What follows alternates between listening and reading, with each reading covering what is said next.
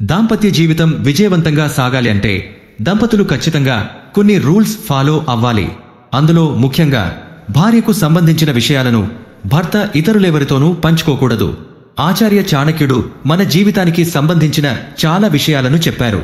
జీవితంలో విజయం సాధించాలంటే ఏం చేయాలో చెప్పడంతో పాటు భార్య భర్తల మధ్య బంధం సరిగ్గా సాగాలంటే ఏం చేయాలో కూడా ఆయన వివరించారు.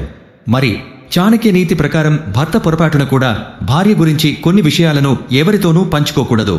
భార్యాభర్తల మధ్య గొడవలు రావడం సహజం.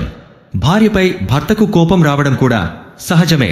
అయితే తమ మధ్య గొడవ జరిగిందని, తనకు భార్యపై కోపం రావడానికి కారణం ఇదే అంటూ భర్త ఈ విషయాన్ని ఎవరితోనూ చెప్పకూడదు.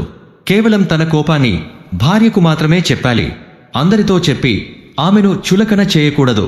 ఏ వ్యక్తి అయితే తన భార్య గురించి ప్రతి విషయాన్ని ఇతరులకు ఫిర్యాదు చేస్తాడో ఆ ఇంట్లో ఎప్పుడూ సమస్యలు వస్తూనే ఉంటాయి. అందుకే భార్యతో సమస్య ఉంటే ఆమెతోనే మాట్లాడి పరిష్కరించుకోవాలి, కానీ ఇతరులతో చెప్పకూడదు అని చాణక్యుడు చెబుతున్నాడు.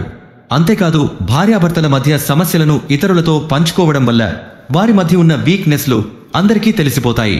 దానివల్ల వారికి కొత్త సమస్యలు వస్తాయని చాణక్యుడు చెబుతున్నాడు. అంతేకాదు, భర్త తన భార్యపై కోపాన్ని ఇంట్లో మాత్రమే చూపించాలి, ఇతరుల ముందు చూపించకూడదు. ఆమెను ఇతరుల ముందు తక్కువ చేసి మాట్లాడటం, తిట్టడం లాంటివి చేయకూడదు.